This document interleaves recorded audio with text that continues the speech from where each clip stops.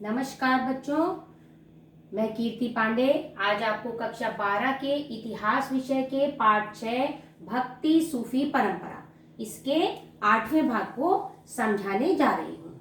आज हम पढ़ेंगे चिश्ती उपासना। इसमें हमने कल पढ़ा था 5 चिश्ती संत के बारे में, लास्ट में पढ़ा था। तो उन 5 चिश्ती संत में सबसे अधिक जो पूजनीय संत थे वो थे ख्वाजा मुइनुद्दीन चिश्ती, जिन्हें गरीब नवाज कहते हैं, गरीबों के संरक्षक। यदि कोई गरीब उनके यहाँ जियारत के लिए जाता था तो उसे कुछ दिनों में वह गरीब नहीं रहता था और वह धनवान बन जाता था, उसे संतुष्टि मिलती थी। इसीलिए उन्हें गरीब नवाज कहते थे। कोई भी व्यक्ति कोई दुख अपना प्रकट करता था उनके पास, तो उस दुख से उन्हें उनसे मिलने के बाद उन्हें मुक्ति मिल जाती थी, ऐसा मानना था। इसीलिए उन्हें गरीब नवाज कहा जाता है।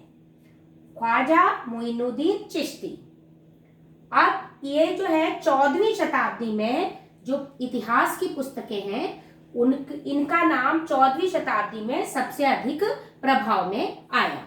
पुस्तकों में जब अध्ययन किया गया इतिहास की, तो 14वीं शताब्दी की जितनी भी पुस्तकें हैं उसमें इनके बारे में विस्तार से लिखा गया। अब ये जो दरगाह है यह राजस्थान में अजमेर में स्थित है। जैसा कि कल भी बताया था आपको, ख्वाजा मुइनुद्दीन चिश्ती की जो दरगाह है वह अजमेर में स्थित है। अब इसकी जो लोकप्रियता थी उसके क्या कारण थे? तो यह दरगाह शेख की सदाचारिता, जो शेख कौन थे? ख्वाजा मुइनुद्दीन चिश्ती जो थे, इनकी सदाचारिता की वजह से ये बहुत लोकप्रिय हुए। साथ ही ये धर्मनिष्ठ थे, इसलिए लोकप्रिय हुए।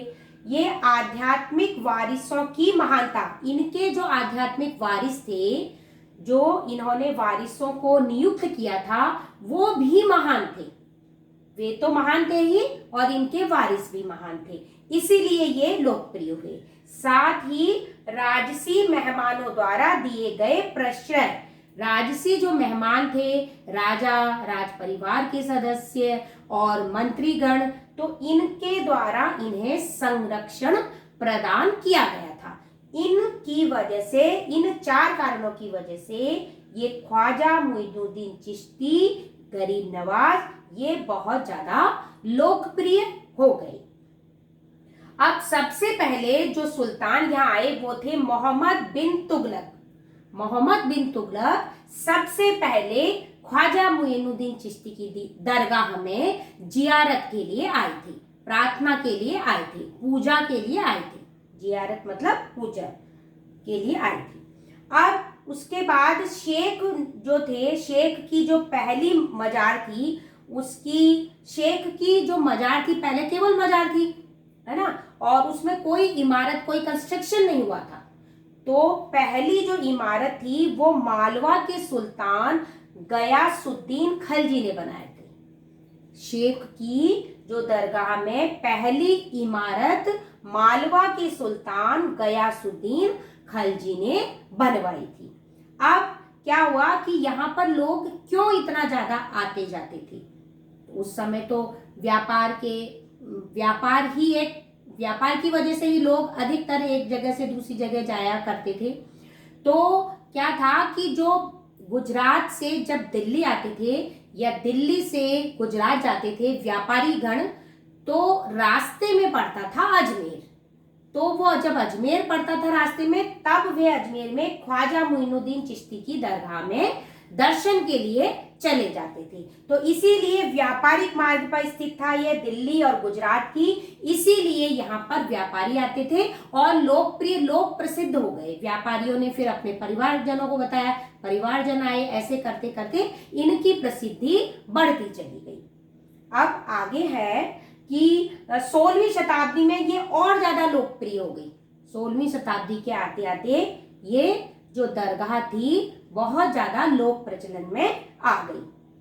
जो तीर्थ यात्री थे वे भजन गाते थे, कव्वाली गाते थे। जैसा कि आपको पता है कि जो अकबर थे वे अपने दरबार में सभी भजन, कव्वाली ऐसे अन्य सभी धर्मों के बारे में सुना करते थे। तो जब वो तीर्थ यात्रियों से उनके गीत, संगीत, भजनों को सुना करते थे तो वो बताते थे कि हम ये ख्वाजा मोइनुद्दीन चिश्ती की दरगाह में गए थे तो ऐसे ऐसे हमने भजन सुने थे। तो उन गानों को सुनकर, उन गीतों को सुनकर, उन भजनों को सुनकर, उन कव्वालियों को सुनकर अकबर भी प्रेरित हो गया और उसने भी सोचा कि मुझे भी वहां जाना चाहिए।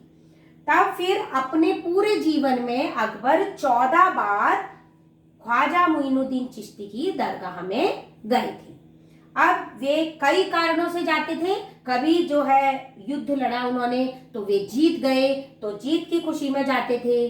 कभी उन्होंने कोई संकल्प किया और वो संकल्प उनका पूरा हो गया तो इसलिए गए। और कभी अपने जो उनके जब उनके पुत्र हुए तब भी वे यहाँ पर धन्यवाद अर्पित करने के लिए गए थे।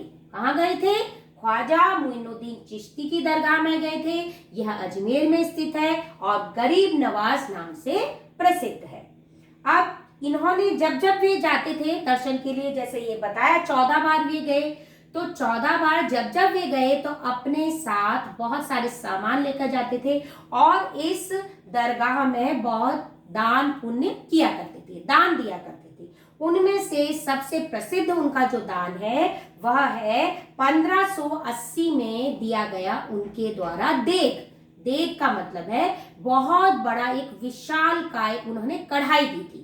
और वह इसलिए दी थी ताकि जो तीर्थ यात्री आते हैं यहाँ पर, जो दर्शन के लिए आते हैं, उन लोगों के लिए खाना बन सके, बड़े पैमाने पर बहुत सारा खाना एक ही बर्तन में बन जाए, इसीलिए उन्होंने देग दिया है। और वो देखने में बहुत ज्यादा विशालकाय है। तो इस प्रकार अकबर ने यह देग दिया था जो कि सबसे अलग उनके दिए गए दानों में से है। अब उन्होंने एक मस्जिद भी वहां बनवाई थी और यहाँ पर ख्वाजा मोइनुद्दीन चिश्ती की दरगाह में नाच संगीत के माध्यम से जियारत होती थी, है ना, और कव्वाली गाते थे और उसी के आधार पर नृत्य करते थे और संगीत का आयोजन होता था। इसी प्रकार वहां जियारत पूजा की जाती थी।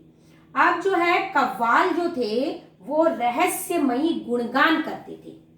तो इस प्रकार ऐसा कहते हैं कि जब वो रहस्यमयी गुणगान करते थे, कव्वाली गाते थे, तो जो गाते थे वो भी और जो सुनते थे वे भी परम आनंद की प्राप्ति करते थे। तो एक तरह से उनको संतुष्टि मिलती थी उस संगीत को सुनकर, सेटिस्फैक्शन मिलता था, अपने आत्मा को बहुत ज्यादा शांति मिलती थी, ऐसा कहते हैं। अब जो है सूफी संत जो थे वो जिक्र मतलब ईश्वर का नाम जपना और समा मतलब श्रवण करना।